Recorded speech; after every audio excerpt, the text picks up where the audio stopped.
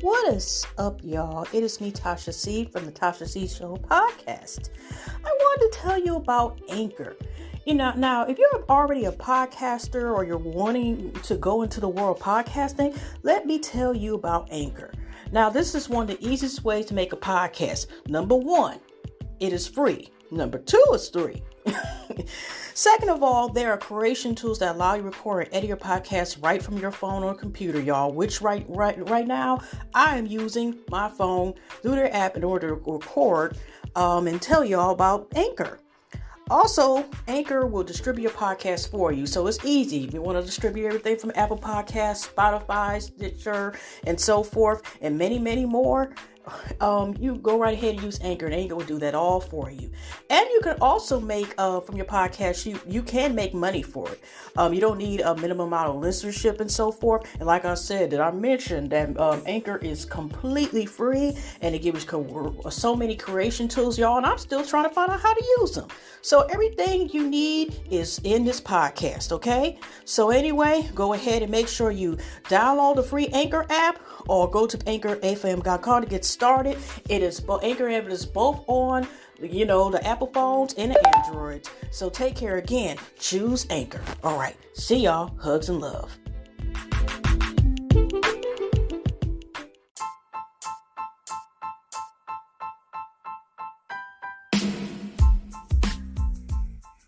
What is up, y'all? It is me, Tasha C, and welcome to the Tasha C Show. Shout out to my YouTube and podcast fam, hugs and love and all of the above. And if you're listening to this podcast and you're, your first time listening to you like what you're hearing, my lovely voice, go ahead and follow wherever you're listening to, whether it's Anchor, Spotify, Stitcher, Apple Podcasts, Google Podcasts, all that Podbean, all that good other places you can listen to, including Baker. Also, if you're listening to the video or you're watching past videos when I show my face on YouTube until in the near future when I'll come back on YouTube again, go ahead and click that follow button, and don't forget to click the notification button where you can hear past and also future episodes. Well, no, I mean just for future episodes, but, my bad, y'all. Anyways, y'all, I wanted to go ahead and make an episode, which I told y'all I was going to make any more episodes for October, and I surprisingly kept that promise until next month. And today is November the 1st, 2020. It is almost 8:52 p.m. And, y'all in the U.S., whatever, we got 1 hour sleep back. Yesterday was also Halloween. I hope y'all enjoy your Halloween, stay safe and so forth. And, 2 more days, y'all. Well, almost exact 2 more days.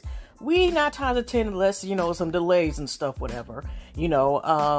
It's November the 3rd is my parents' anniversary, and also voting.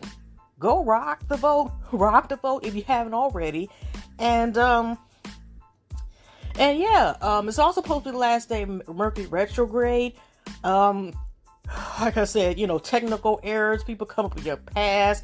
You gotta be careful what you buy, especially electronics and purchases such as that, because a lot of stuff seems like go haywire, communication, delivery, all that other stuff, y'all.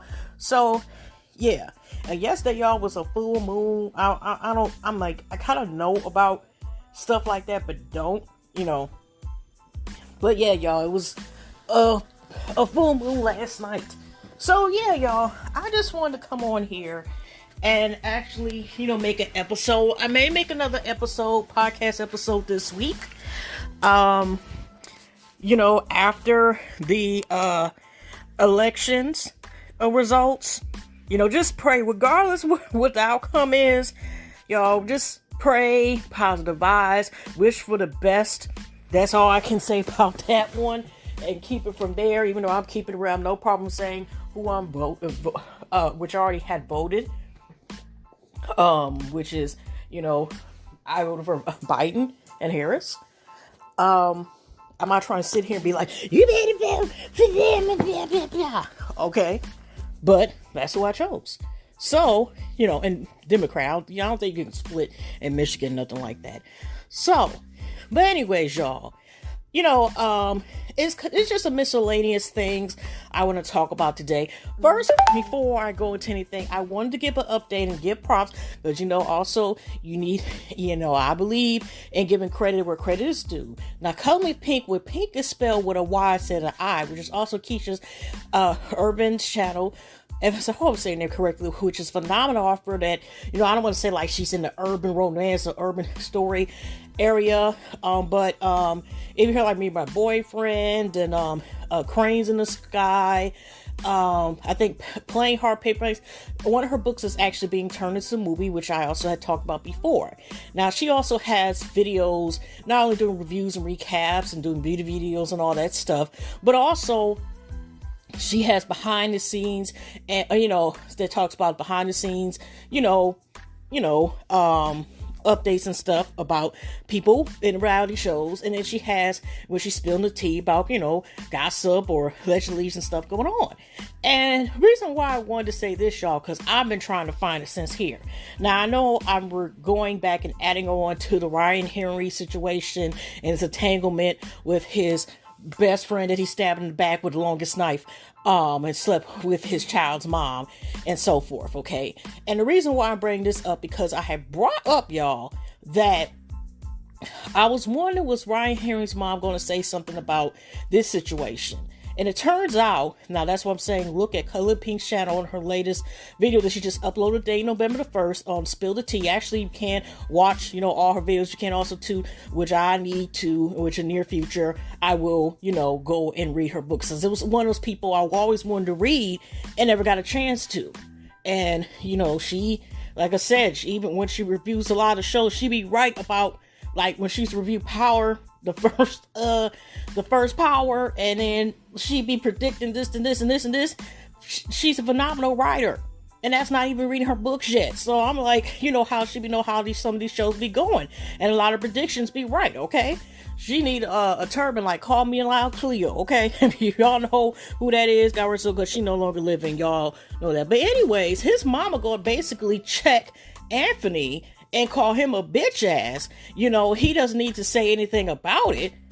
Excuse me? See, that's why, Ryan Henry, got this. He has an enabling mom, maybe the dad too, but also too, there was an interview, I think, with All About the Tea. Like I said, go to Coming Pink's video and she will explain that he did an interview.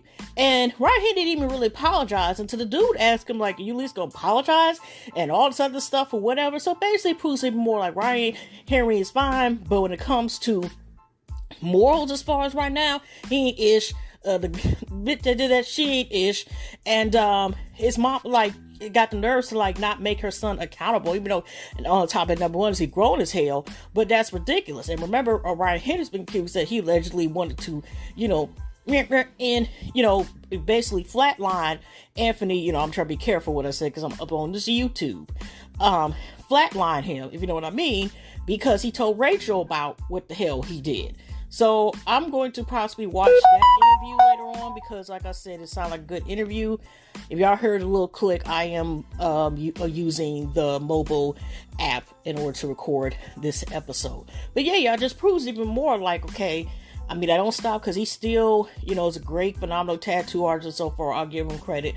But when it comes to more, like some people say, Don better watch out. If y'all watch Black in Chicago, he might be trying to smash Ashley next. And, if or whenever he gets in a relationship, if he already isn't already in another relationship, he might be sliding over there too. Okay. Because somehow this second time where you're supposed to be cool, with somebody, because if you want to count C's and count that as the situation as well, that he smashed when it's good, he this ain't the first time he's done that, and I'm talking about probably not on camera, but it's just whatever, y'all. Now, here's a couple of stories. First, we're gonna go to the website real quick, y'all, and confirm. Now, one of these stories I've actually did not know about until I watched Bonnie Blue, who's also on YouTube's Live. And I actually it was one of the few times I reviewed the whole series, and that was like, 5 or 6 years ago, of the Basketball Wives, okay? And I ain't gonna lie, y'all. British Williams was one of the people I was terrible with our views. And I meant terrible as far as like me just roast everybody, but it was just like the first how she was acting. If y'all watch the season, you understand why. And after a while, it just seemed like she was okay. But she was on there basically, she had her man that was, she was on there basically because her man, or former ex-man, my bad. At the time, y'all, was Lorenzo, his name, he played overseas. And they recently went back where they went on another show, which was Marriage Boot Camp, whatever, Reality Stars. And then they still weren't married. They got tattoos and everything. And they had not got married. But, British Lou, that she wanted to get married. Louis Times made it seem like he wanted to marry her, but they never got married. And then they recently, a couple years ago, became parents to a little girl. But I didn't know that she broke up and there's some drama with them. And it's like, what the hell is this? So this is from the Shade Room actual website, Celebrity News, which is Brittany Williams and her ex, Lorenzo Gordon, call each other out on social media, y'all. And British still to this day, I hope she has halls, that spray river, because, she's yelling. She is yelling, okay? Here's their article. It has been some years since we've seen former Basketball Wives star British Williams and Lorenzo going on our television screens together. But let's just say that British is not here for Lorenzo at the moment, and she's made sure to let him know that the rest of social media by yelling at us on Tuesday. In a series of videos posted on her Instagram account, British called out Lorenzo, say, public service amounts, my baby daddy's a bitch. Let's make that fucking clear. I do not talk to you. I don't want to be bound by you. I don't want to do the voice. I changed my number almost 2 months ago. You can't even effing contact me. What the F are we talking about? You don't get your effing child. You don't take care of her. You don't send no money. You don't do ish. She continued to say, don't nobody owe you ish. I don't owe you mother of a thing for some ish that you effing bought me. Are you dumb? Who even asked him for ish back? And it didn't take long for Lorenzo to hop on his Instagram to respond to British. She even alleged that her current boyfriend threatened to kill him in front of their daughter, and she repeated it to him. He also said he hasn't seen her in 5 weeks in order to keep the peace. However, he did say he made British, and that if it was for him, wasn't for him, she wouldn't have been on Basketball Wives, and wouldn't have been able to accomplish some of the things she has done. Now, okay. Now here's my take, because I did watch all the videos with both of them. And here's what British would say besides, they had to mention about the Shade Room and stuff like that or whatever. And I remember British was also saying I ain't worried about blah, blah, blah. And it is true. Like, what the thing is, it's like he hasn't took care of the daughter. That's a question mark, but it was just a lot going on. And she was basically saying, you used to eat my ass and all. So I'm like, well, huh? What is going on? I mean, that was in her stories that she also posted as well. But it was just really... It's just class. She's basically like, I stopped my Forbes companies. I know she had a clothing line or online store before, but she had to remind us also on this one that she stopped her companies to talk to you. I'm good. Blah, blah, blah, blah, blah, this and that, you took your kid, blah, blah, blah, this, my man, I'm even chilling, blah, blah, blah, blah, blah. And she, I'm muted I'm at Janet Jackson talking mode compared to what the hell her ass was sounding like. So she's angry as hell. Then Lorenzo's coming there, you talking about people eating ass, and I can, Shade Room, Bottle Alert, he has to mind those too, okay? So I'm like, hey, isn't they responding y'all videos? Shoot, as much as they put on here. And then he basically he hasn't seen, which he did say in this video about he has not seen his daughter 5 weeks, because he said this nigga, now they did some bitch ass stuff if the guy says he wants to do something to Lorenzo, whatever. I just hope the grace of God they're able to co-parent, or to get the grandparents meet up in the McDonald's parking lot to pick up the baby in front of the police station, because that's ridiculous, back and forth. But I mean, I didn't even know they weren't even together no more. And like I said, she's broken off in March. I also remember that too. But it was just a lot of, like I said, ping pong back and forth, the effery. Okay. Like I said, I'm trying to wait for the 10 minutes to go by. So, anyway. All right. This was something I have seen in a post, and then I went and found on the source, the website. And it's really sad about how we still deal with colorism issues to this day. And from the source, and I know a lot of people, I forgot, I'm not gonna lie, y'all, I forgot which Instagram place I got it from, but I just Googled about this, if y'all know about the City Girlz JT, which is, the more of the, actually, not more, she is the lyricist of the group, if I'm concerned, but it's kind of sad or whatever. Now, this is from Miss 2B's, from the source, October 28th, 2020, and City Girlz JT reveals someone she lay with called her black and crunchy. That is retarded. Colorism is an issue that's prevalent in the black community. JT from the City Girlz opened up about her own experiences with being dark-skinned and dating color-struck men. It should be color-struck little boys, because that's some bitch. Okay.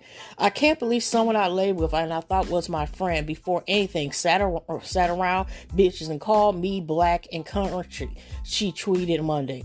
When he say that to me, I be thinking say that to me, I be thinking be joking, but he really feel that way. Wow. That is really disturbing. The actress admitted that she used to be insecure about it, but now she loves the skin that she's in. I had insecurity issues for a minute, but I know that I'm that bitch now, and I know I'm pretty dark and all.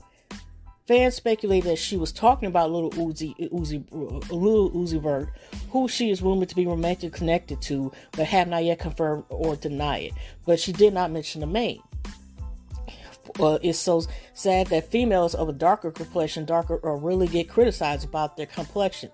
It is so toxic, one fan treated. Normalize all shades of being brown, being beautiful. Amen to that. Expose all the colors. It's even more toxic when it's somebody you know. Do you know anybody who received backlash about your skin color? Oh, that's a whole episode within itself, y'all. But it's sad. She's beautiful. And anyway, I also wanted to talk about real quick. Speaking of JT, now have you heard about Ari Lennox, who's a great soul singer or whatever, and I think she's under the J. Colt label, right? Now, personally, me, it's not because they're both two beautiful two beautiful women. They look similar because of their skin tone, but they do, and it was one picture that they did look a little similar, okay? And JT ended up getting mad and blocking a fan that said that it looked right, because she was mad like this, like, hey, yeah, she's pretty, but we don't look alike. And the only thing I come up is she probably thinks like people are trying to put them together because they're both two brown-skinned queens. And it's just like, whoa, okay, but personally me, they look like, and like I said, it has nothing to do with their shade. They just did look like in the pictures they had next to each other. They looked like they could have been either sisters at least, or, like I said, I don't know. I think maybe she just felt some type of way. Who knows that, considering, like I said, she already vented about being in an abusive, like a mental abusive, at least, so-called relationship or situationship, and somebody making it seem like because she is a brown-skinned woman, to berate her. And like I said, that's a sad and messed up issue within itself, but there are people, unfortunately, that feel that way, and there's still issues with that. And heck, I remember even I took a sociology class, and even around the world, certain areas, how they look and berate people that are browner shades and different ethnic and race backgrounds. Oh gosh, y'all, that is just so freaking sad. Okay. Now, also, I already had talked about this. Now, what the heck now? When you think you got yourself together and then you trying to look for the stuff. Now, I talk about Brittany Williams. It's just a hot ass mess. Hot ass mess. That's all I have to say about like the British Williams comment. Okay. And the poor baby has to be the one who suffered with all this, but that is I will say some F-word stuff if the man that she's going with now threatened, talking about he gonna do something, to him in front of his baby and whatever. That oh gosh. Now what the hell, y'all? Just give me a moment, because again, I have all these damn now this is kind of messed up. Now, if y'all heard recently, and it's also Lovely T that has her video, and when you look at this thing, you're kind of seeing like, unfortunately, how you have generational curses and like continuation neglect and generations that continue on like a sad pattern.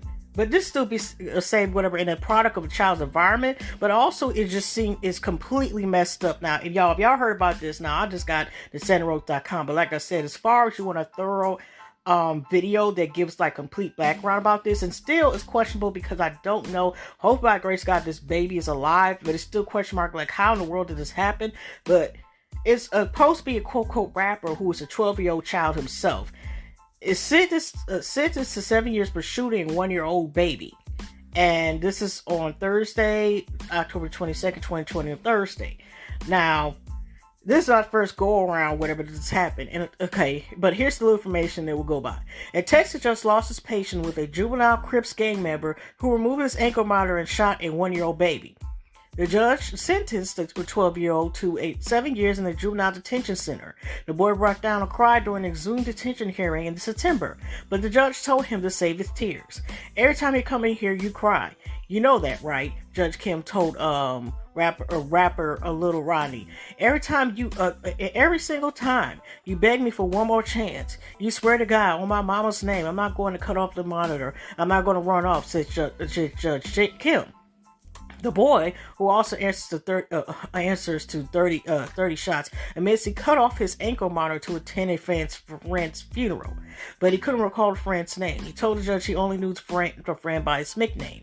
The boy's grandfather, who helped raise him, also attended the Zoom hearing.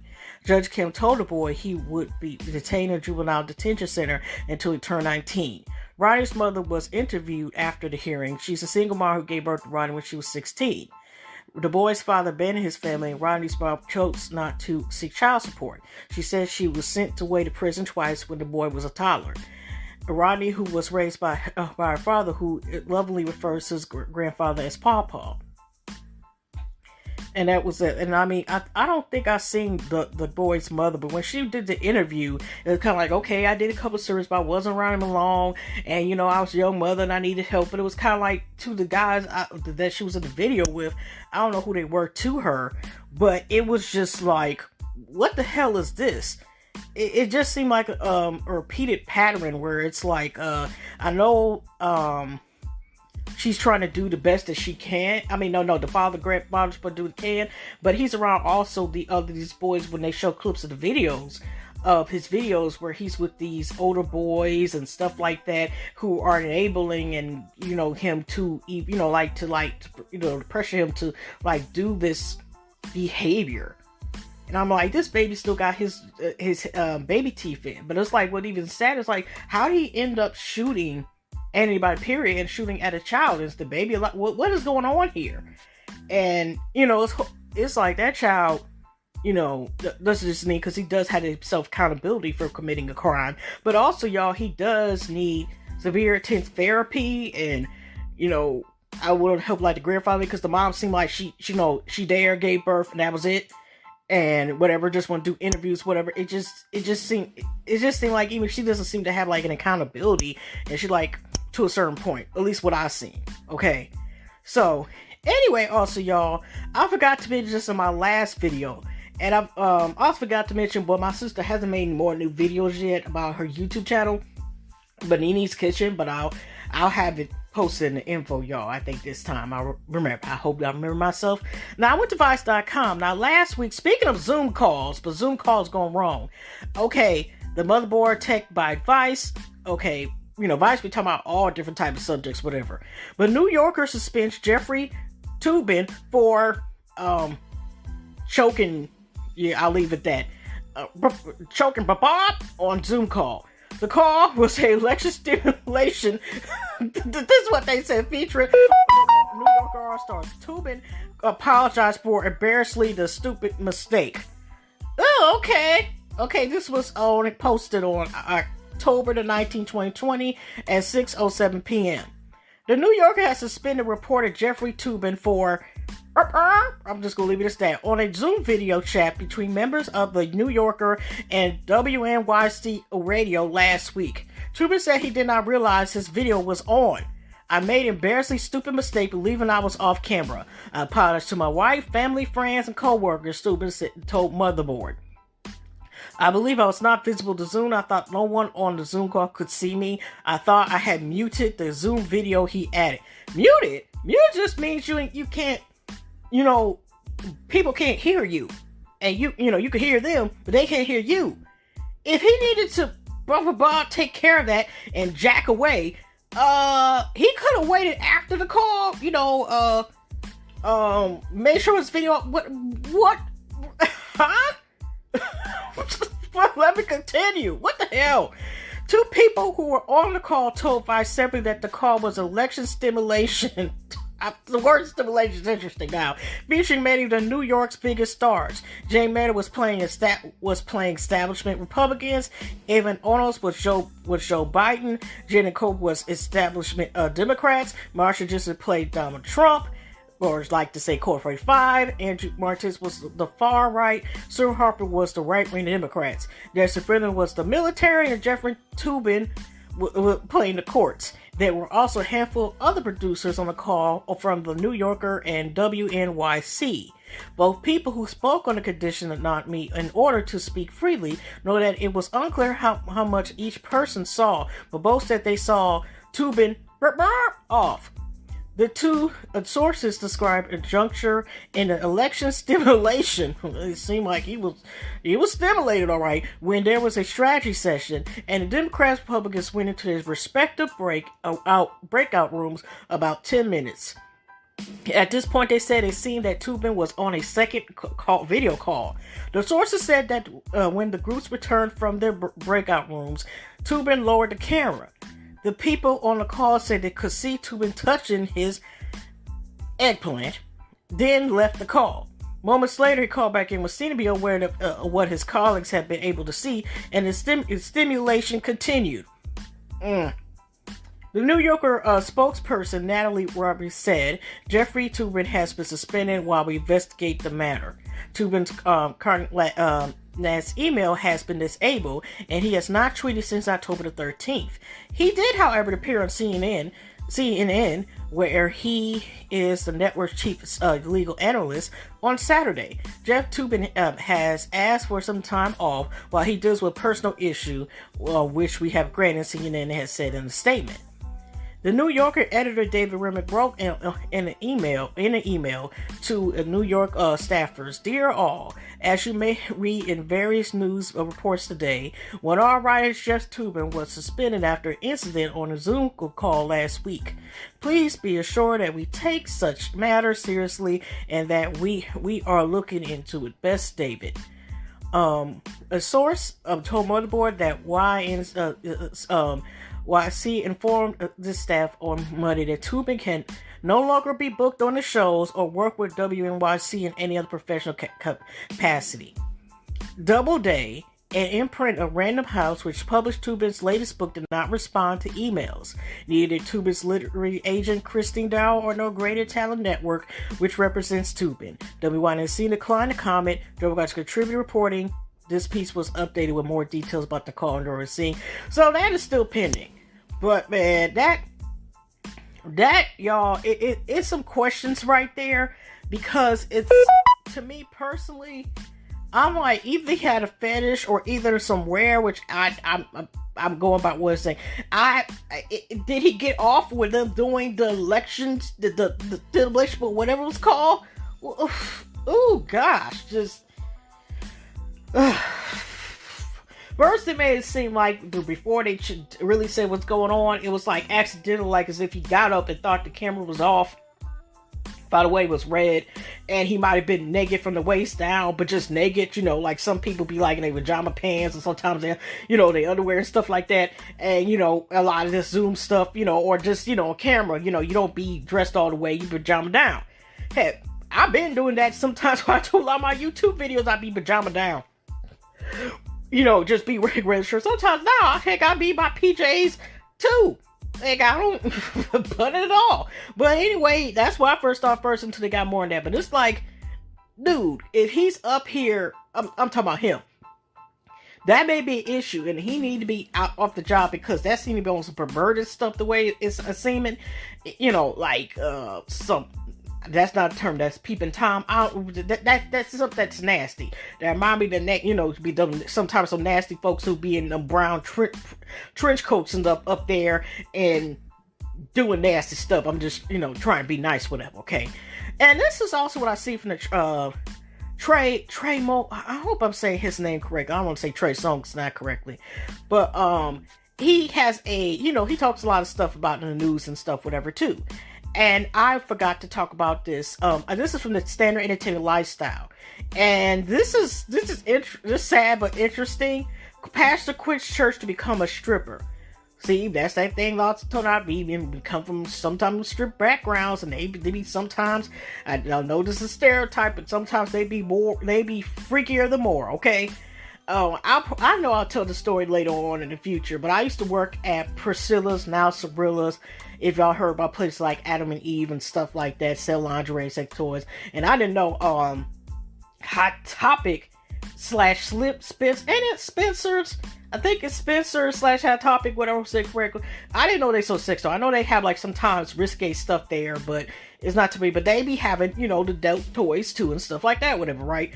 And I remember this one person when I worked there, and it's been years ago since I worked there, and I had to break a 50, and I'm just gonna keep it real. She was buying a couple toys, and I remember the one thing she bought was anal beads, and she was just like, "Oh, thank you so much. Now I got some change for church tomorrow." I wasn't judging, but I'm just saying some of them be real. That was one of the main things besides booze and stuff that actually was sold was anal beads. Some people requested that and stuff. When we getting some in. Oh. Yep. So anyway, let me go on with this article by Mir. Okay, now, pastor giving up the church, become a stripper, and has amassed thousands of fans who pay to see her X-rated photos and videos.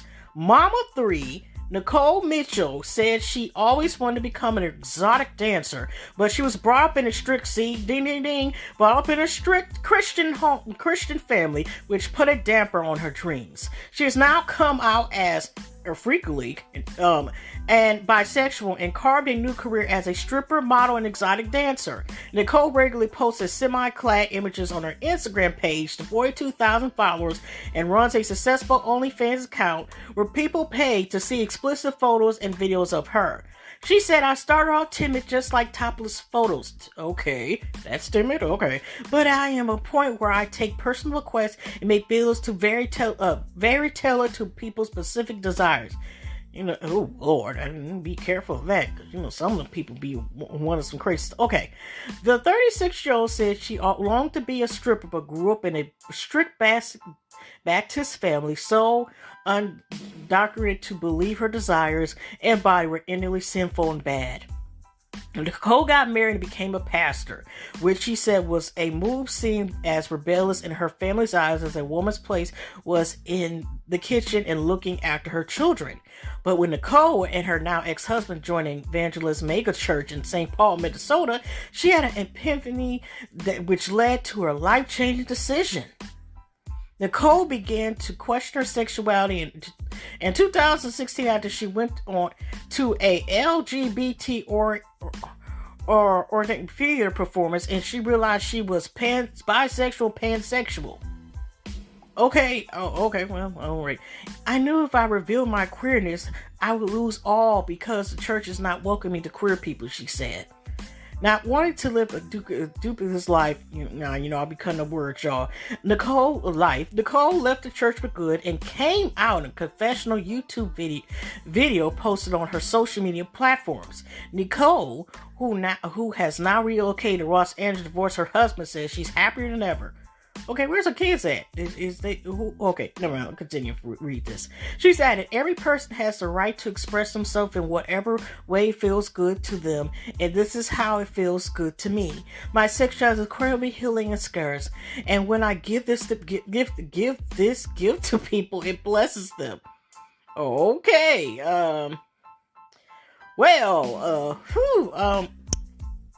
there's no words, whatever. Bleh. I don't. Sadly, this is not the first time I've heard about this. Like I said, Okay, y'all. Next up story. Have you heard about Euphoria? I don't know if I talked about this before, but let me go ahead and bring it up, y'all. Now, I actually used to review the first season. There's only been one season of Euphoria, which is like a shocking ass show that came on HBO that dealt with suburb town in California. I don't know exactly where it was. Euphoria with these teens, okay? And Zendaya played the heck out the role. She been one of the enemy for that role. And actually, this is on the website icecreamcombos.com. They also, of course, have their own Instagram page. But Zendaya announces 2 special Euphoria episodes, October 19, 2020, by Xavier. Zendaya got me all hyped on Monday when she announced HBO will air not 1 but 2 special episodes of their hit series Euphoria. The Emmy-winning actress took to Instagram right. We really missed them. 2 special Euphoria episodes coming soon. First one December 6th at HBO. According to Deadline, HBO said the specials are intended to bridge the gap between season 1 and the forthcoming second season. This Zendaya teased with the episode during an appearance on Jimmy Kimmel Live when she said, "We might end up doing a little bridge episode. I really don't know how to describe it, but an episode that we can do with a limited amount of people in a self environment, so we can have something to live on until we're able to go into season 2." The first bonus episode, as they spoke, is titled "Trouble Don't Last Always," and it follows as Ruth celebrates Christmas. The episode also stars Coleman Domingo, who stars in the forthcoming Netflix film Ma Rainey Black Bottom. Can't wait to see that film, y'all. Okay, Trouble Don't Last Always will air Sunday, December 6, 9 p.m. Eastern Standard Time. No dating info have been released about the second episode. Both episodes produced under the Rona guidelines. So y'all fans of that show, they got some stuff coming up. Okay, now damn it. Now I had this. Okay, let me put this up again. We're gonna go to the reading section, as they said. Now, y'all remember Real Housewife of Atlanta with Claudia Jordan when she's like a TV radio personnel or whatever, right? Actually, when she was on the show, it was like, her, NeNe and Claudia Jordan, the one season she was on there, went back and forth as well. Now, recently, NeNe is not going to come back to Real Housewives of Atlanta. She's not coming back this season and so forth. So I know that she had, a snippet of possible show, like a preview called The Read Session. And one of the guests, which she's asking for gay men to limit like their accessories, something which is complete bullshit. But anyway, they're people, not accessories, okay? But, one of the men who were on there, after they do lines of certain quote reads, asked her about, so are you happy with Cynthia? Or something about acting like what, about Cynthia's wedding, who used to be her former best friend. They got ripped up, the contract been ripped up and every damn thing. But anyways, y'all, she basically said it didn't benefit her about her going. And we don't know because, she expected to be paid or whatever cases. And I'm thinking like, okay, what do you mean benefit for you going? It'd be different even if she just said she didn't want to go because it was like Rona might be up there and might make that a super event where she really Tootsie Rolls across there and shit like that. So I can understand her saying that, but making it seem like it had to benefit her, which is supposed to benefit the blessing between 2 people in a union together, which was with Cynthia. Now, Mike, I'm going to call, is his my name Hill or Chill? Is that what she says together? It's Chill. They're Chills. Okay, but whatever. But okay, because Claudia Jordan did go to there. Okay, so I'm on realitytv.com, and Claudia Jordan slams NeNe Leakes for laughing at domestic views. It says NeNe is a miserable spirit or rod spirit, which Allison posted on October 29, 2020. Now, actually, this is in connection with another reality show. Now, favorite live Phaedra Parks, who's been, was pushed off of Real House of Atlanta, especially putting that horrible alleged rumor, being one of the main people about Candy and saying she was going to basically violate, Bill Cosby and violate Portia, whatever, in this dungeon, whatever. But anyway, she's made this basically fake relationship with this guy. I forgot what his name was, but it started with an M. And Claudia Jordan said she used to go with a guy, and he basically was a toxic, throw hands, basically bitch assness. So anyway, this is because I'm going about it with somebody going to bring this up in the comment. But let's get into the article. Just because someone is no longer on Real Housewives of Atlanta doesn't mean there can't be some good old-fashioned drama. Shockingly, this involves the recent departed NeNe Leakes and season 7 veteran Claudia Jordan. Fans of the show remember Claudia and NeNe having a less than amicable friendship, though one might be hard-pressed to find NeNe in any kind of amicable friendship. Claudia was one and line fired, done, but left her mark. Her legacy formed as one of the few people who dared to go directly up against NeNe. Yeah, that's true. Though she left the show, it didn't deter Claudia from sharing her opinion. In May of this year, Claudia and Vivica A. Fox questioned NeNe's actions were the result of, let's just say, chemical substances. Well, damn, I didn't know that part. It wasn't well received well. Now NeNe and Claudia are at it again. Apparently, NeNe mocked Claudia's experience with domestic abuse. You would think you heard of reading someone to filth. Well, we about to get into the sewer, okay? Miss Claudia just broke out with the encyclopedia. Claudia's borrowed life was short, but her name achieved a level of status when she found distinct similarities between NeNe's hair and ramen noodles. Hashtag never forget. NeNe won the war by a technical knockdown when Claudia's contract was renewed. Well, back in the ring, thanks to Cynthia Bailey's wedding. According to Up News Info, it got nasty. Claudia attending they so ready. They got to edit like the line through the Z spread. Oh my gosh, bless the event. But NeNe wouldn't RSVP unless her gift bag came with a $125,000 check. When NeNe commented about her reason for skipping the party on social media, Claudia responded, she wrote, "Just say you couldn't make it or felt uncomfortable going. Too many people make this wedding about them." Them, it's word all capital letters. A fan of NeNe's was not pleased and wrote an inappropriate reply to Claudia, a troll Hogan gangster, with the Twitter fingers. "I see why that nigga, even though they got blurred out, I'm just gonna say what it is. That nigga whipped your ass. Go get the corns off your toes fixed." NeNe must have heard a bell ring because she went to the fight. She replied to this person with a slew of mad crying, laughing emojis. Now, whether NeNe has been in domestic fights before or not, that is extremely low, though, and extremely inappropriate. And very sick and evil for her to say something like that. But that just shows NeNe's character, okay? But let's continue. So Claudia unleashed the wrath. Jasmine Brand shared the screenshots. To NeNe, she said, "Okay, I guess since you want to laugh at my abuse, now I have the green light to laugh at the abuse your surgeon have been doing to that face. Oh shit, here we go." Claudia proceeded to detail her thoughts regarding NeNe's personality. "Your attitude sucks. You're such a talented, illiterate, narcissistic bully who thinks you're far more important than you really are. Your brain is being rude, abrasive, and arrogant. You're a joke. A punchline at best." I'm not saying Claudia is speaking for many, but Claudia is speaking for many. Okay? Claudia is not calling for the check yet.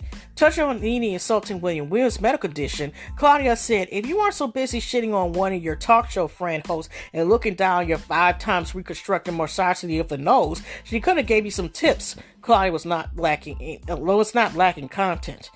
"You deserve all this karma for all the people you have hurt along the way, but now we're supposed to feel bad for you because you tricked off your opportunity," she concluded.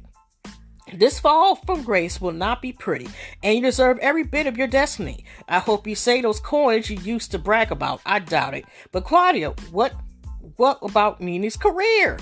The real gag is you once told me Hollywood wasn't checking for me. Well, now look at who the whole world ain't checking for. You," Claudia included. Note to self, don't make Claudia mad. Who fumbles a $2 million easy bag? Then Claudia goes full boss level. then films it in an empty warehouse and calls it a talk show while looking every bit of a non-union public access TV project. Services will now be held for NeNe Leakes after reading this article. May she RIP because there's simply no recovery from the lethal weapons that appears to be Claudia's typing fingers. NeNe hasn't responded, but she could be preparing a YouTube video at this very moment. I hope Claudia's ready to get checked back because NeNe likes to have the last word. That said, this round definitely goes to Claudia. Ding, ding, ding. Now, wait a minute. It was one little part that was not added. It was just one little part. Most of it was said, but here. Okay. Now, it was just one thing that she said that I don't know why they didn't put in here. Okay. Okay, then this is another part. I went to realitybird.com. Let me give them credit if they have somebody wrote this by Lindsay Cronin. That was 3 days ago. So I'm going down their article because they're talking about the same thing, but it was just one part that other one that I just went to article just didn't talk about. And she was talking about your punchlines. And this is why Claudia also suggested on Instagram that she and NeNe met in 2009 during time when NeNe allegedly was cheating on her husband, Greg Leakes. Maybe it's time I leaked the backstory of how we came to know each other in 2009 when you needed to insist while you were out bopping behind Greg's back with a certain football player. That's the real reason you came for me so hard on your show. You knew I knew and kept your secret. You thought calling me a hoe would make you less of one. Nah, B. Only one of us had to trade meow for red bottoms, and it ain't me, she stated. So, yeah, y'all. Whew. Well, that's a closed casket. I mean, NeNe might come back, but I haven't heard anything as of yet that she said. But damn, there's nothing else to say. Just damn. But I mean, she asked for it, and Claudia sure didn't answer. That's how I'll say about that one. But okay, y'all. Back to some more tricks or some tricks, which one you prefer. Now we're about to go to Instagram, a couple bookmarks, and let me see here.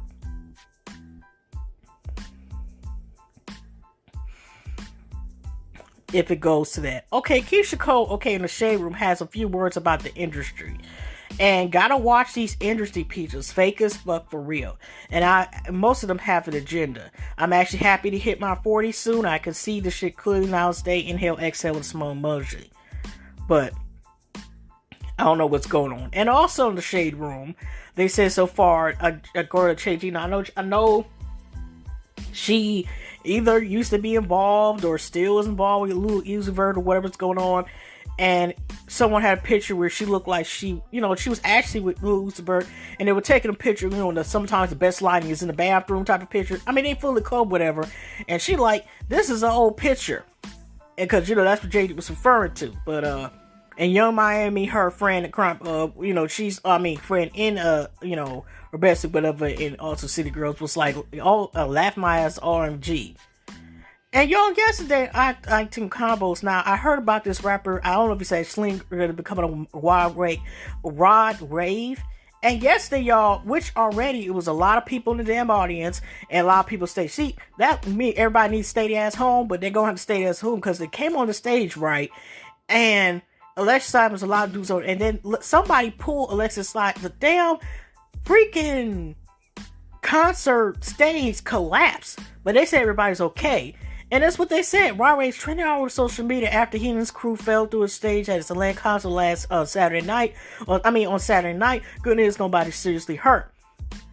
But at the same time, there was no mask. There was a bunch of people on stage, a bunch of people in the audience. I mean, at least what I've seen. But it was like, okay, we're in the middle of the Rona, and it don't make it no better. On top of that, all these people on stage, like I said, this post didn't talk about, but Leslie Sky was on there. Okay. So, but anyways, there is so much, because a lot of it yesterday, y'all was talking about, of course, the Halloween costumes and stuff, whatever. And I not to say forgot to mention, but I was really supposed to say this beginning of this. Okay, I want to send condolences. Now, if y'all heard about the legend of actor Sean Connery, the first and ultimate James Bond had died at 90 years young. Okay, sir, Sean Connery has died at the age of 90. His family said the Scottish actor is best known for his betrothed, James Bond, being the first to bring the role to the big screen and appearing in 7 of the spy thrillers. Sir Sean died overnight in his sleep while in the Bahamas. It is understood he had been unwell for some time. His acting career spanned decades, and many of his awards include an Oscar, 2 BAFTA awards, and 3 Golden Globes. Sir Sean's other films include The Hunt for Red October, Indiana Jones, and The Last Crusade, and The Rock. He was largely regarded as being the best actor to have played 007 in a long-running franchise, often being named as such in Pose. We send our condolences and to family friends. Like I said, he was legend, got rest his soul, whatever. Enough said. Just enough said. That's sad, because like I said, he living legend in the acting world, and but also who passed away this weekend, unfortunately, is 7 years young. If your gospel trailblazer Bishop Rance Allen has passed away, it's all said to yonder. And there wasn't a lot of information about his passing, but gospel legend Bishop Rance Allen dies at age 71. We send our condolences, family, friends, condolences as well. But he has this voice, y'all, that when he sings, he also has, last year it seemed like this this gorgeous super hair. And when he sings, he could just tap dance. Just like he dances like angels dancing on the clouds type of voice. I don't know if that's the best way to describe it, but man, that's just sad. So condolences to his family as well. Also, Nelly and Chantel Jackson, who actually used to be one of Four Meg Brothers, one of his many exes, whatever. She's been with Nelly for, the rapper, country singer, I think sometimes ever, so forth, for years. And Sincerely Liz, which is also posted yesterday, October 31st of 2020. Nelly and Chantel Jackson are working towards engagement. Rapper says she's the one. Okay, let's see how this goes. But he was with Ashanti. Maybe he changed, but I'm just saying he was Ashanti and act like he didn't want to claim her. He was with her 10 old years. Okay. Are wedding bells on the horizon for rapper Nelly and his longtime girlfriend Chantel Jackson? That looks like a real possibility after Nelly gushed about his lady on this week episode Dancing with the Stars. Nelly dedicated his Argentine tango with professional dance partner Lynn Lena K to Chantel Jackson. He recently explained, "I would not want my life not have Chantel in it. We've been seeing each other for 5 or 6 years. Anytime you can connect with someone like that, it works out for the long run. She's sweet, beautiful, and the more we get to know her, she's just beautiful inside." The full article's on. I'm not going to transparent for you all that, but I wonder when he's going to realize he wants to marry her. Okay. Also, this is another article. I think I'm going to get to that a little later on. I'm almost that hour, y'all. I'm just going to give it a second, and then I'll come with a couple more articles, and I will be right back.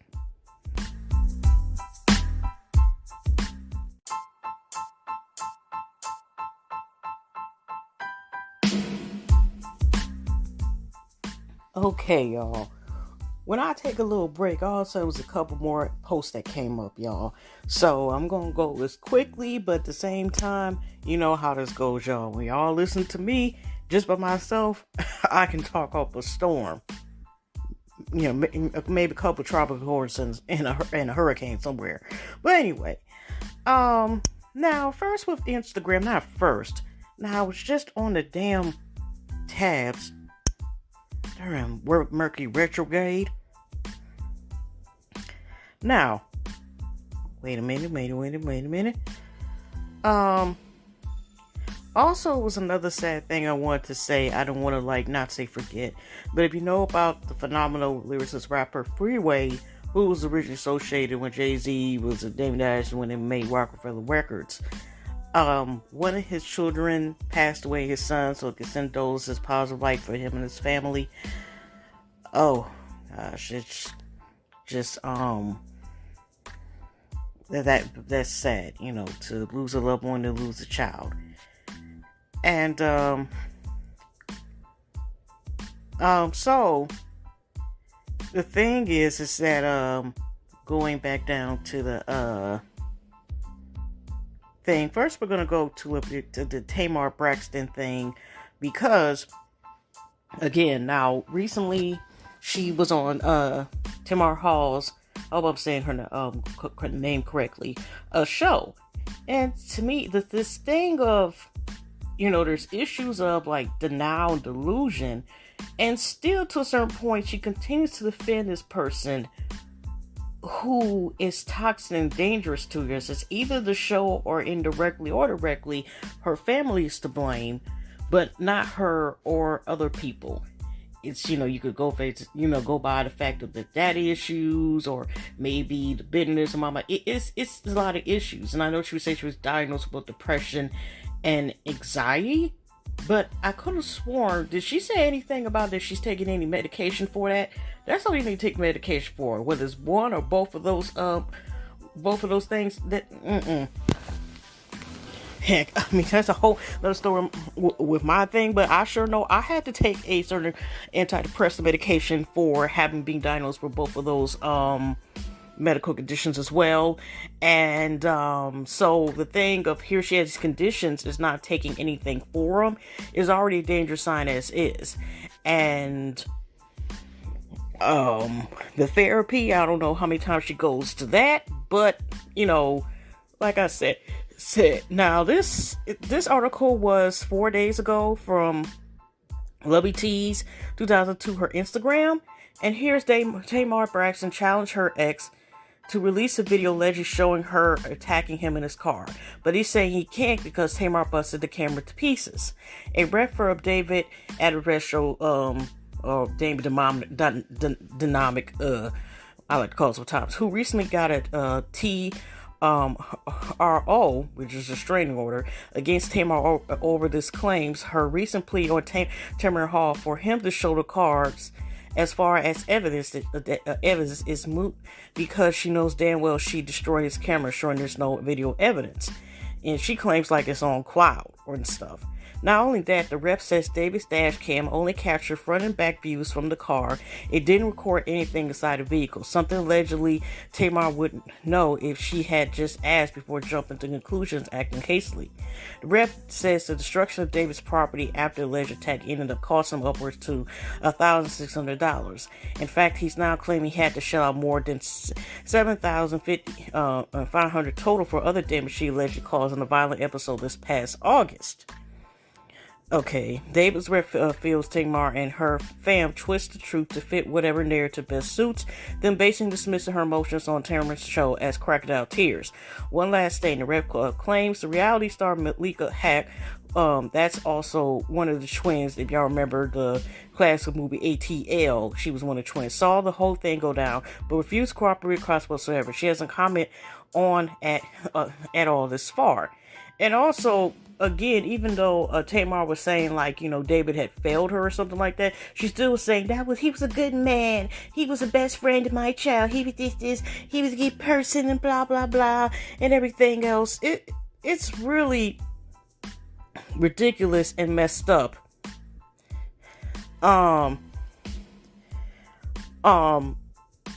Because it's like, again, she was saying, like, basically the show was this problem. I know when she was on there now to get Iana Event. Also, she said this is going to be her last season of Fix My Life. She was saying that like somebody told her, I guess when they were writing down notes about Tamar being attacked as a child, and but it wasn't something Ivana even said, and I think that it was actually brought up in the show. And if y'all remember seeing that, or remember, like, Tamar was just like, dude, this, and I'm sick of this, blah, blah, blah. And the mom had to basically tell her to hush up, because it was just like, she just wouldn't stop, like, talking or not letting Vanna get her point out. But at the same time, like I said, we've seen Tamar. Y'all seen it Get Y'all Life. We've seen for herself, like, she doesn't take accountability for what she does or how she responds to things as well, or even takes accountability of, like, she tunes out some of these men, what they do to her, because wasn't like her mama had told about what Vincent done to her as far as attacking it. She tried to make it seem like the mama, whatever the heck she talking about, or blah blah blah, or changed she just and then she couldn't come out with a podcast. Now, to make a long story short, really Tamar just needs to take time to heal, not just a couple days and stuff like that. The woman did try to end it all, I'll say that. And it's still the same process about how she does things. And meaning it's being toxic and nothing is healing. So, she really needs to get herself together, take some time off, and not a couple months, several months, a year at least or more. That's what she needs to do, instead of, like, putting herself in these situations, because there needs to be a lot of healing within herself. You know, maybe she needs to have separate and not with her family, but it's so much there that doesn't make any sense.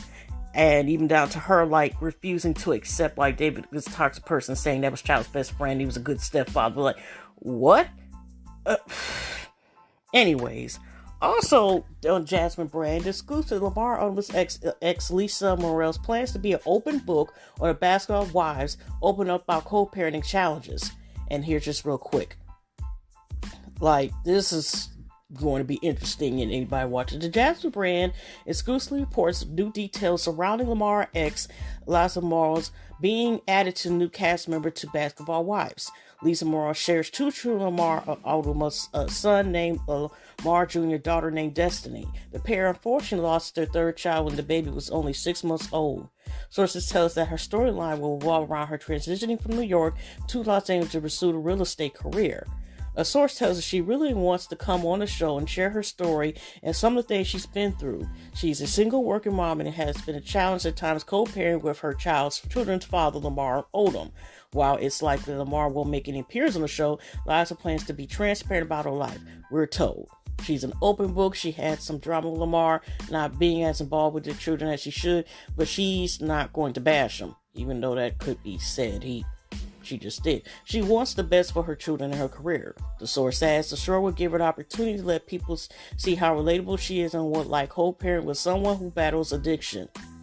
Okay, and it's how isn't this like how is this going to help? It is the thing. It just can be shown as nothing but somebody being bitter. It's so much to be said, but damn. Okay. But anyway, also another thing, I don't want to talk about the board stuff. Now, Kim Kardashian's birthday, Kardashian West's birthday, she celebrated on a private island. And the thing is concerning, it's like, okay, y'all out and about, like, y'all know Rona's out there Tootsie Rolls and stuff. Okay, after 2 weeks, and here she just said, after 2 weeks of multiple health screens and asked everyone to quarantine, I surprised my closest in the circle to a trip to a private island where we could pretend things are normal just for a brief moment in time. And here she continues, we danced, rode bikes, swam near whales, whatever. Watch a movie on the beach and so much more. I realize that for most people, this is something so far out of reach now. So moments like these, I'm humbly reminded how privileged my life is. This is 40 hashtags. Before Rona, I didn't think anyone would truly appreciate what a simple luxury would be able to travel together and with family, friends in a safe environment. Okay. Interesting enough, here's one thing. First, Kanye West, his present to Kim Kardashian was a hologram of her, Courtney, Chloe's, and Rob's dad. And, of course, Kanye found some way to make it about him because the hologram, which looked a lot like their dad, is talking to Kim for 3 minutes because she uploaded, which was also on Jasmine's brand. He had to remind us somehow, Conway, you married a wonderful man. Okay, really, Kanye, you just had to add that in? Okay, whatever. But anyway, let's see. Now, Chloe, this is like Chloe had to finish her getaway. But interesting enough, wasn't Chloe just tested, was this before or after this trip, has tested tested for the Rona. Rona up there made her debut over there. But okay, that's a damn business. But it's like, what the hell? But anyway, now recently in turn of events, we're seeing more of an increase of right before, which November the 3rd is the general last day election where we find out who is either a Colt 45 and unfortunately is going to be our president again, or Biden gets into office in upcoming January 2021. Now, recently we've seen, even though Ice Cube has not completely endorsed with Trump, he's claimed like it wasn't Trump, even though when he tried to explain his plan, I think on the Ronald Martin's interview, he kind of didn't really explain thoroughly about what was his Platinum Plus Popeye plan or whatever. And it's interesting enough, this came out right before they're about to do the elections. And didn't that what Steve Harvey supposedly met with Court 45 beginning of his thing as well, but other people. And what has changed besides him changing hopefully his draws at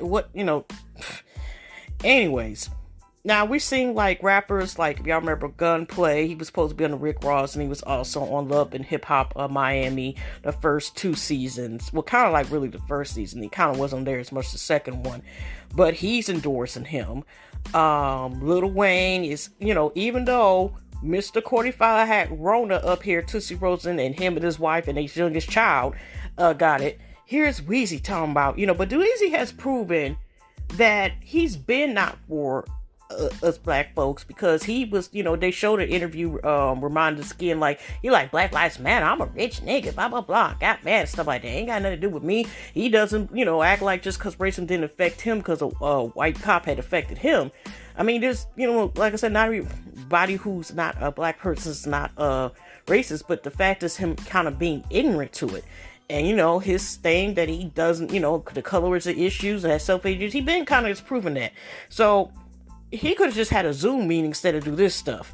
They're the official Celebrity XO I got here. He just had a great meeting with real Colt 45, like I said, besides what he's done for the criminal reform. Okay. The Platinum Pop 5 plan, that's what I'm saying, is going to give the community ownership. Okay, who? He listened to what we had to say and ensures he can get it done. And he just thumbs up yes, sir, Dean Cain, sir. Okay, in the damn photo. And like I said, this is not surprising, sadly. And then Pusha T, which is actually used to be 2 brothers who look like they could have been identical twins, but one is 4 years older than the other. They used to be No Malice, who used to be formerly Malice, and Pusha T. Pusha T, recently remember had beef with Drake and all this other stuff, whatever. But you can't get the fact that he's actually good as rapper. And I think I don't know if he's still under Kanye West, his label, whatever. But Mikhail's is from the Scorpion Show, which is half of, the Scorpion Show, which is Kevin and Mikhail, who talk about usually what's going on in entertainment and other stuff. It was interesting what he said. I have a post and Pusha T said, but I'm sorry, but it's sad, but it's true, but it's funny at the same time. Wayne complained about Biden tax plan, but had no issues when Birdman did it to him for 30 years. I mean, it's true though. I mean, it's true. Speaking of reality, now yesterday, y'all, Rona, they had set the numbers in just for Michigan alone. Was Rona sat here and visit the results, the highest new number yet, and it's spiking up. Are we still in the second wave of Rona? Is the second bag of bitch come in, or the third one come in? What's going on?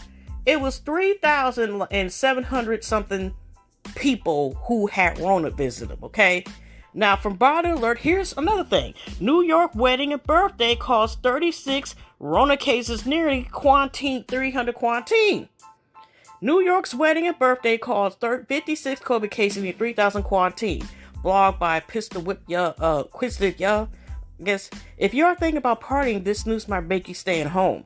A wedding birthday party turned into Rona super spreaders, causing more than 50 cases of Rona cases and near 300 people to quarantine. According to ABC, the wedding was held October the 17th at a Norfolk County club in Coughlin, Long Island, and exceeding the 50 people per room maximum issued by the state. Now the venue is left with a hefty $7,000 fine. 91 people attended the wedding, 27 guests, 2 employees, and 1 contacted Rona, and 160 people had to quarantine. This is kind of blatant disregard for the well-being of others. It's not only extremely disappointing, it will not be tolerated, Suffolk County Executive Stephen Ballone stated during a news conference on Wednesday. Let's continue. On the same date as the wedding was a nearby adult party in the town of Bellport, which included 50 attendees. Belltown acknowledged the party didn't violate the state COVID-19 rules, but it did show what happens when people don't properly social distance. The birthday party ended with 26 confirmed corona cases. That's different than 1/3. Okay, cause it. That's half. That's half. That's half plus 1. Okay, 26 cases, causing 132 people to quarantine, the news station reports. Suffolk County was already trying to recover from the aftermath of a Sweet 16 party that took place 2 weeks before. That party left 28 students and 9 adults with the Rona, and a venue where it took place, Mills Place in to receive a $12,000 fine in its role. See, that money ain't worth it, because if these places are getting fined, then they losing money on top of that. Okay, Suffolk County has had 50,000 confirmed cases and 2,000 deaths as of October 29th. According to Johns Hopkins, Suffolk has been ranked 15th among the least of deadliest counties in the country. These kind of super spreaders are a threat to our public health and to our continuing economic recovery. Bellows stating we violate these rules should be called and held responsible.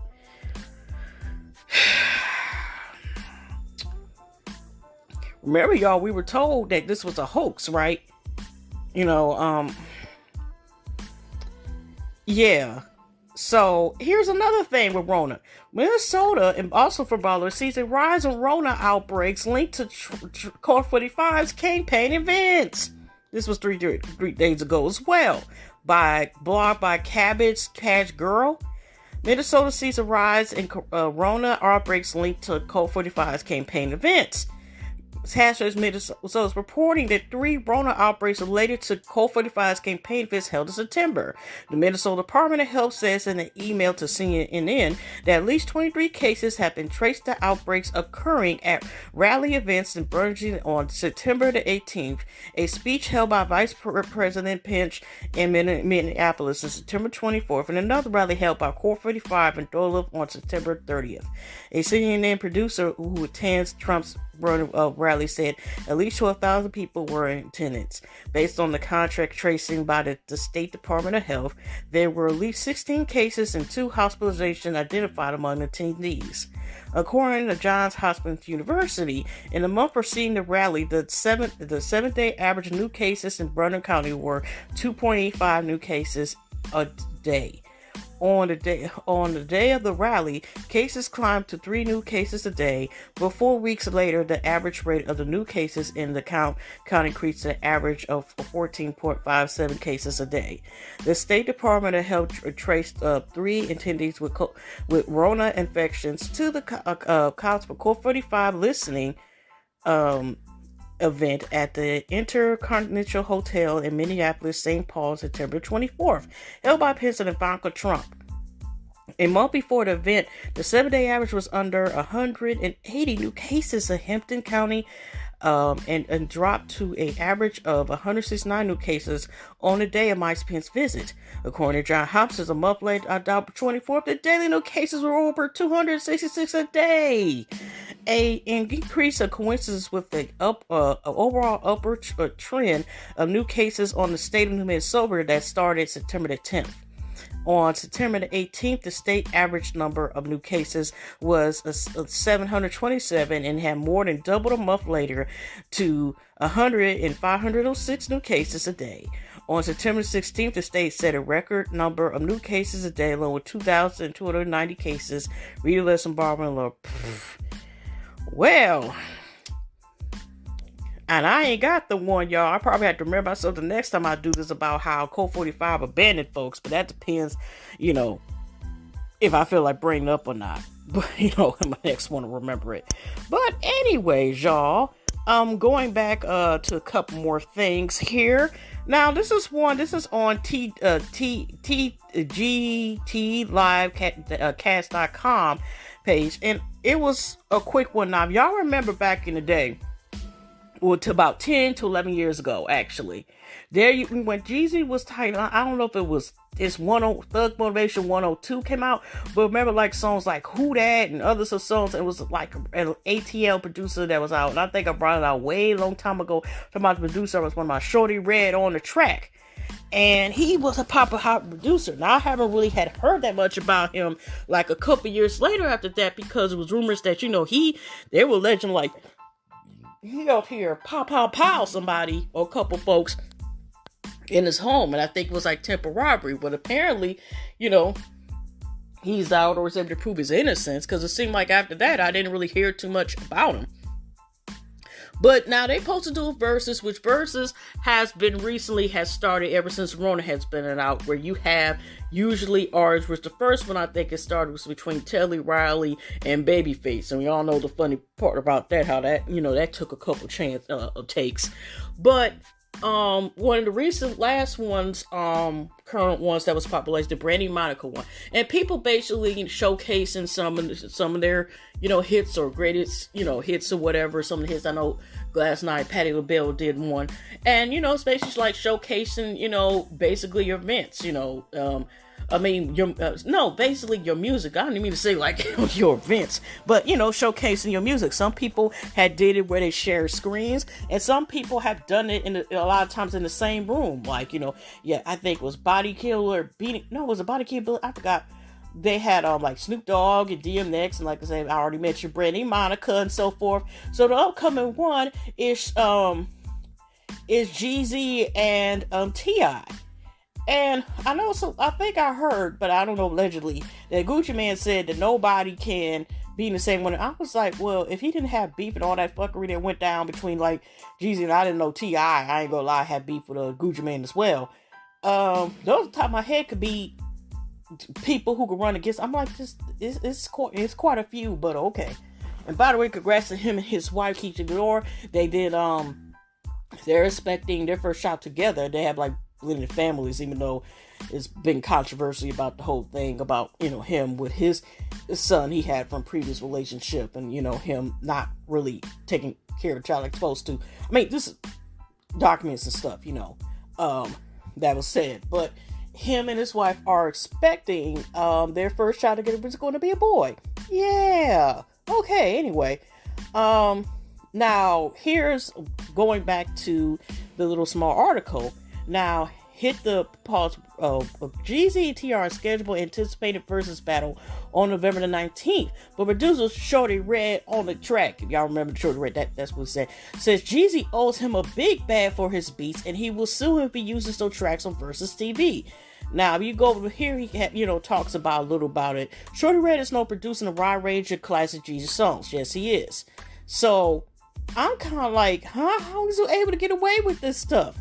Cause, yeah, and then Shorty Red has, his two little clips when he talks, and Shorty Red said, "Shit, personal now, and Big Shorty." And he has like instead of like the soul man face, used to be happy as hell. He has the mean red face, like emoji where he's frowning. So yeah, That's some stuff. But by the way, like I said, it's a lot of some of these black rappers. I know I'm jumping from subject to subject that are endorsing Court 45.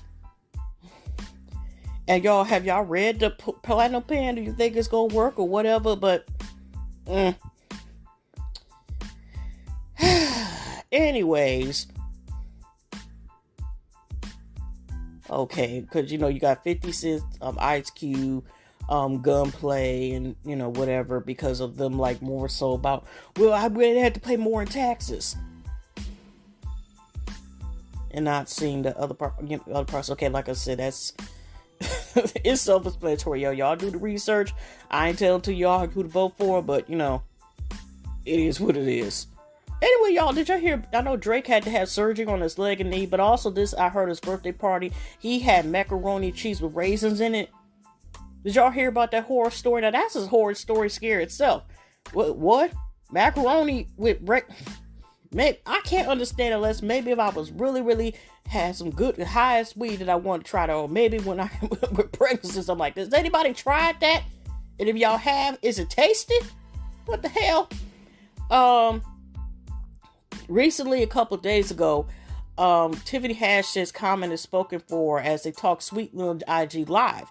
Now, it was rumors that said they thought that Carmen and Tiffany Haddish split up, but they say they still in love and everything, and good for them,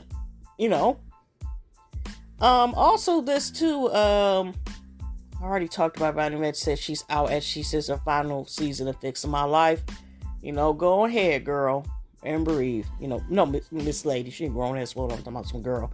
Okay, here's from Jasmine Brand again. Dr. Dre's trained wife Nicole Young wants 3 of his alleged mistresses to testify against them in court. It seems like the divorce drama between Dr. Dre and estranged wife Nicole Young won't be settled down anytime soon. The reports Nicole Young is asking for 3 of Dr. Dre's, born Andre Run, alleged mistresses to testify against them in court. The 3 women that Nicole Young is alleged attempted to subpoena dispositions are musical artist Julian Spear and Crystal Rogers, aka Crystal Sarah, and modern entrepreneur Keely Anderson. According to reports, Nicole Young wants to testify in hopes that it will overturn the prenuptial agreement that she has with Dr. Dre.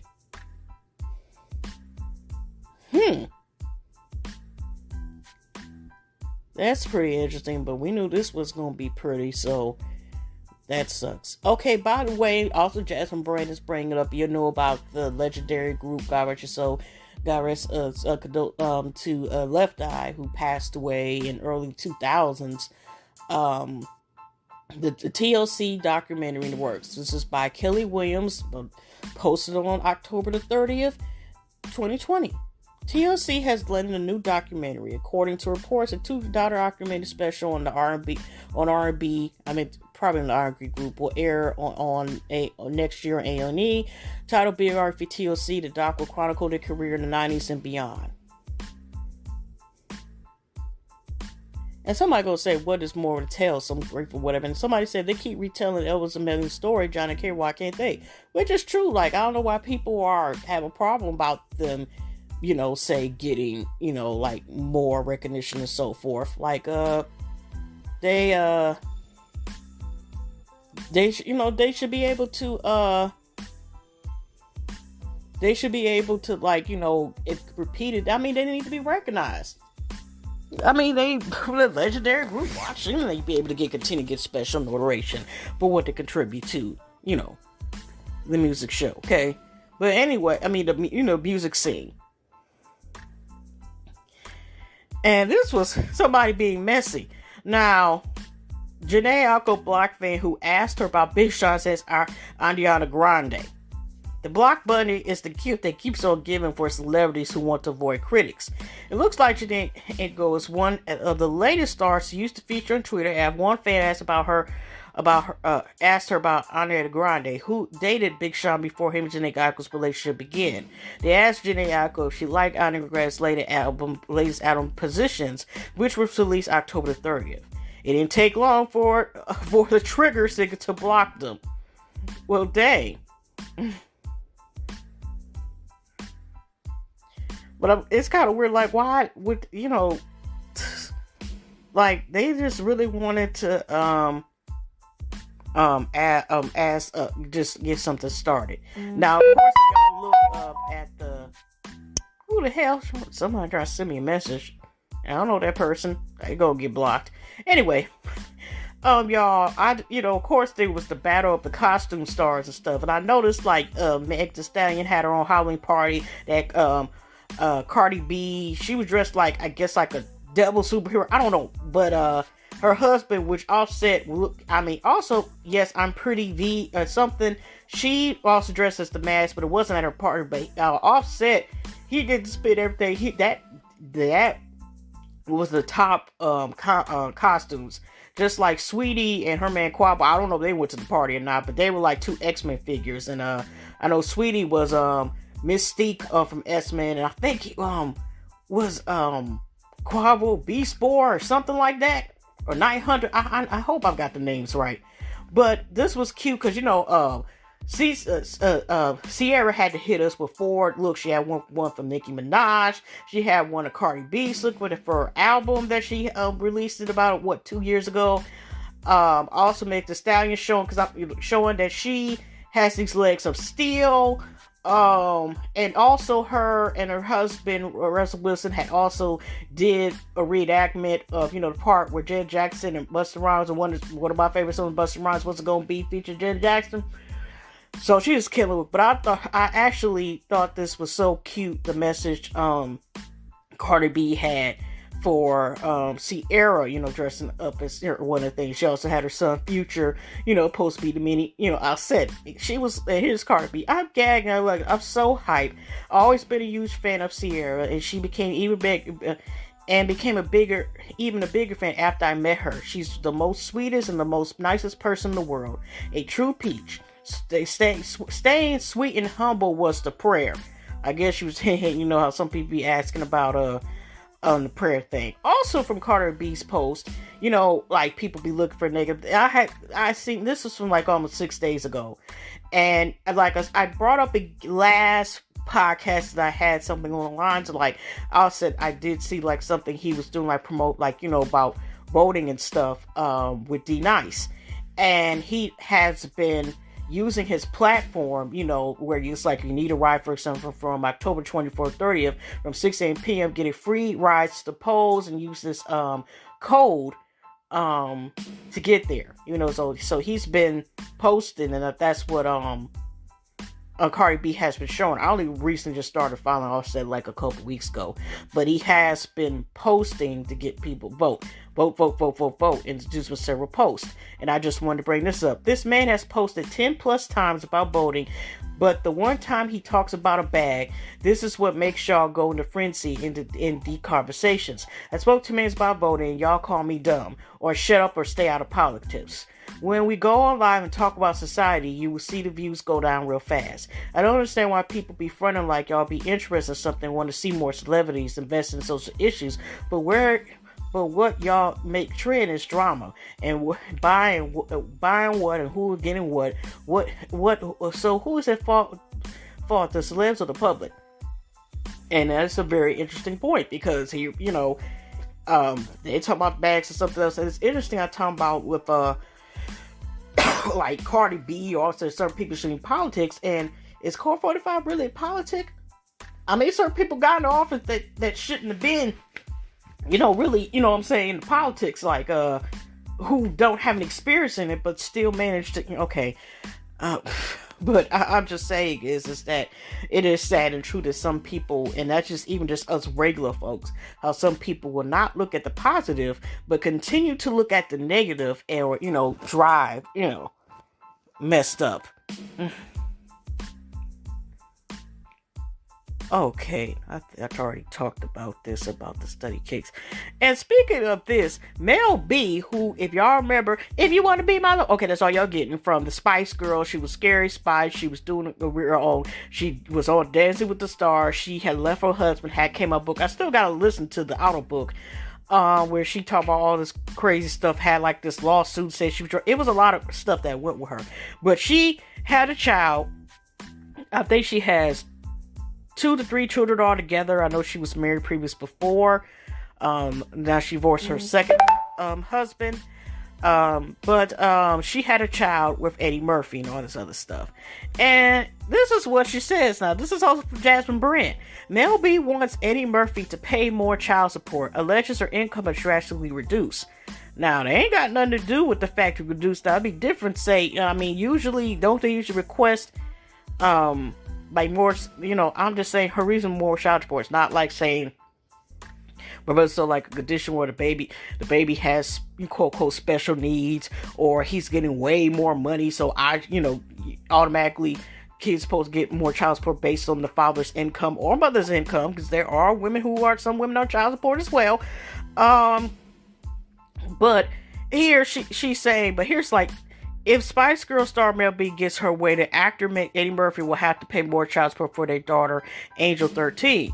Mel B, real name is NeNe Brown, asked for a January court hearing for their current agreement. She reportedly plans to request more child support and wants Eddie to show how much he makes. She also requests that Eddie Murphy pay for her lawyer fees. Mel B says she's asking for more financial support because her income is drastically it said drastically, her income is drastically, I think they meant to say decrease, but it says increased on here. Okay, Mel B was given a sole physical custody over their child back in 2009. Eddie Murphy was ordered to pay $25,000 a month plus the child's health insurance and any related costs, as well as educational fees. Mel B's attorney said he's failed to keep up at the end of the agreement. Okay, I'm not going to the website. Okay, so he's paying for just health insurance and education.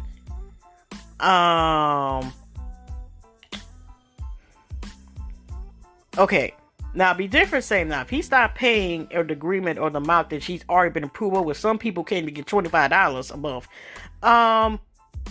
That's different. But to say just because her income has changed, what is she doing with the money when she does get it? Okay, I guess to be continuing, y'all. Get yourself together, poor child.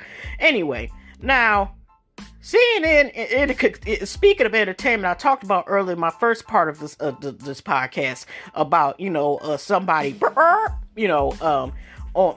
part of CNN. But this Christy Alley, which I somehow liked it too recently, her comments about acting like Rona ain't out there. If she want to endorse Colt 45, go ahead, but to act like Rona don't exist or racism and all this other stuff. But this is funny what CNN said, what Lovely Tia said, about, CNN's clapback. Now, here's Christy Alley say some comment, whatever. Now, I now know why my personal friends who walk around sheer terror contacting or getting, Rona are simply CNN imbuers. I decided to watch CNN for myself to get their viewpoint. Oh my God, did I ever. If you too want to live in terror, watch CNN. The fear of dying is their mantra. OMG. This dumb bitch. Anyway, and here goes CNN Communications replying to her. Christy, you're welcome to change the channel. Just like countless views did every time Veronica's Closet came on TV. If y'all remember back in the day, that was actually, so I didn't even watch when that show came on, but, it didn't last that many seasons. But don't downplay the loss of nearly 230,000 American lives. And please wear a mask. Yeah, you don't. Heifer, that is ridiculous. Whew. Dang, that is enough said with that one. Ugh. And like I said, I had by the way, Tanisha, which is a very overslept artist. If you like one of his Two on, she used to be an actress, also too on such shows as 2.5 Men. And she brought up an interesting point. Like I said, I seen the party with Meg Thee Stallion had. She had the baby, Cardi B, and Offset, and JT. I didn't see if this other city girl was there, but I know Meg Thee Stallion said, if y'all ever heard this, so really shout out my girl JT. I guess her and JT seem to be like more really closer. But what it was which was interesting. Again, here was a party with nobody, unless they had the mask on and part of their costumes. It was still too many people close together, considering what the heck is going on. But okay. But Tanisha and Ariana Grande, speaking of bringing it up again, remind us that Halloween parties aren't worth getting sick amidst the pandemic. Okay. These little Halloween parties are not worth getting sick for. Please be safe out here. USA has a new record of COVID cases in a day today. And I'm going to say this part. I guess she greeting followers. Please dress up, take pics, but then get your PJs and watch some scary movies. Going to parties right now is unsafe and absolutely not worth it. Please be safe and happy Halloween, everyone. Well, note to self. But anyway, also, like I said, I had a bunch of pictures, whatever. Now, here's the thing I wanted to bring up. Also, like now, Lil Nas X, who has came out 2 years ago and stuff like that. Now he was able to have the special effects that he was able to dress up as one of the scenes and costumes Nicki Minaj had. Now y'all know what he's a barb, and he ended up dressing up like her and stuff like that. He was able to camouflage. I mean, of course, he had the time to make him look like he had boobs and stuff like that. But anyway, Dave East, who's a rapper, you know, he may be pretty boring. He also, I mean, he may be pretty boring with a rapper. I ain't gonna lie, I haven't heard no songs from Dave East.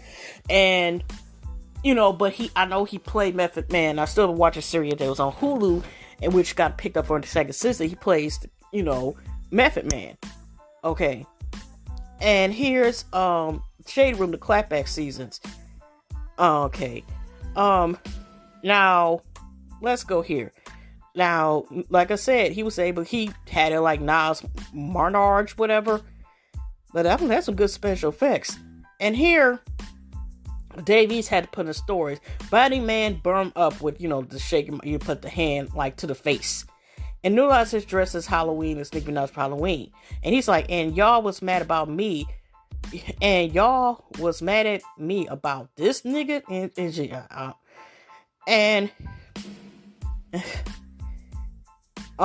then somebody had brought up, and I think maybe not Lil Nas X had responded or retweeted on his Twitter or something, right? He was like, your session you have with the LGBTQ community is getting weird. Do you have anything to share with the class at Davies? And Lil Nas X was like this, it's baddie man nigga, can't even be homophobic properly, shake my head, pushing the hell out of the pay ATOIS. It's just really ridiculous. Like, I can't. That's really mad. But it's like, why was that even mentioned? Why was that even brought up?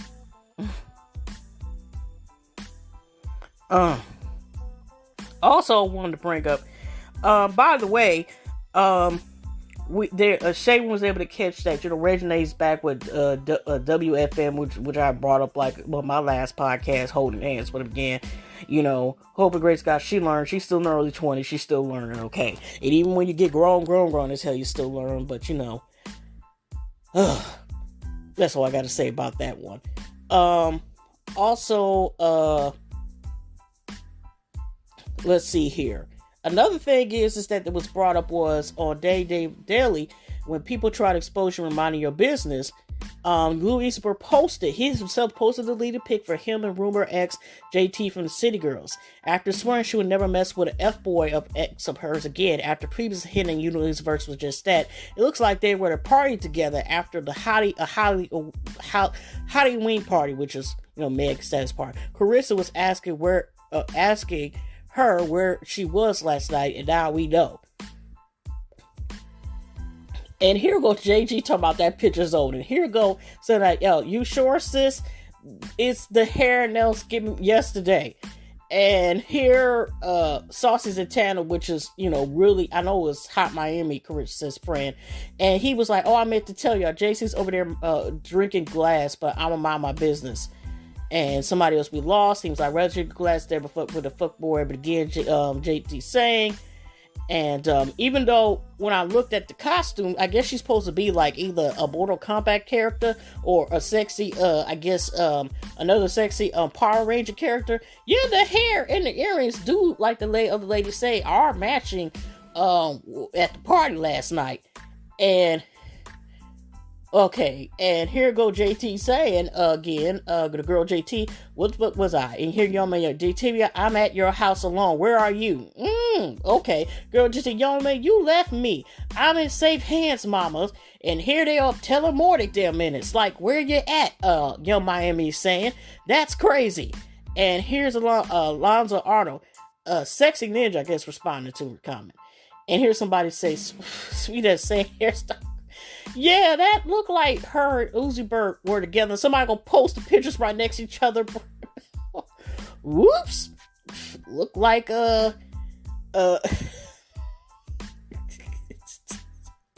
and if somebody said, "How we gonna let this go? If y'all, everybody go," she like, "Let it go," but it does look like the exact same hairstyle ears. So maybe she might repeat and wore that before again. You know, some people wear the same. A lot of us have the same styles. You might wear multiple, and sometimes, you know, accessories and stuff. Okay. Yeah, and last but not least, y'all, I'm going to tell about, let me see how many more minutes I got left. Now, we've seen snippets of the upcoming Vogue magazine with Beyonce, the Queen Bee, on there, y'all. And of course, she looks fabulous. I don't really use coconut oil or bottled oil. It looks fabulous.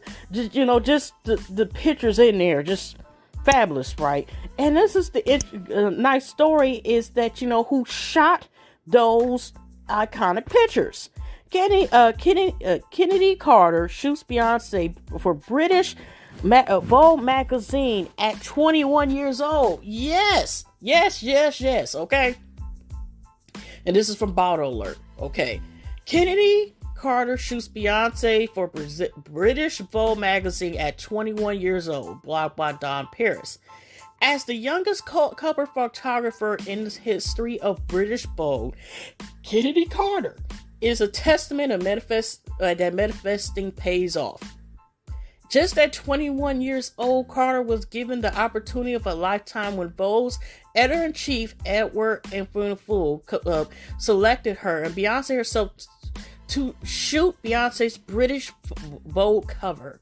A woman of color who is Beyonce wanted, and Carter described as a young, gifted, fine arts photographer whose work highlights the overlooked beauties of the Black experience, was the chosen one. I thought I wouldn't be able to do something at this level unless I was older, with many years in the game, Carter told Vogue UK. This is for the people at the pinnacle of their careers.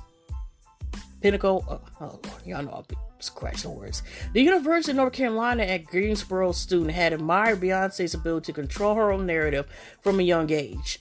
It is really amazing that she's using her influence to be able to give young artists this experience and allowing their voices to be heard. She's opened the door for others. Carter, who only got into photography a few years ago, describes it as a full sucker moment. On her personal Instagram, Carter wrote, "For this to be my first cover at 21 favorite is an understatement. Manifest big as hell. Your destiny dreams will merge. Dope as heck. Black girls rock. Black girls magic. This is phenomenal. I wanted to end this long ass podcast again on this note.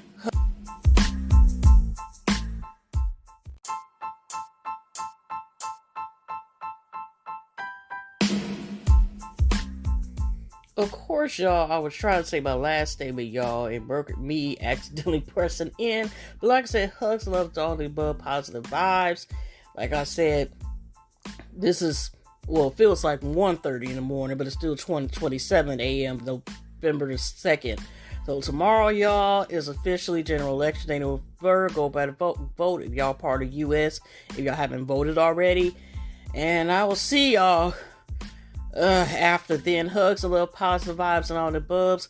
And I will see y'all in the next podcast. Take care.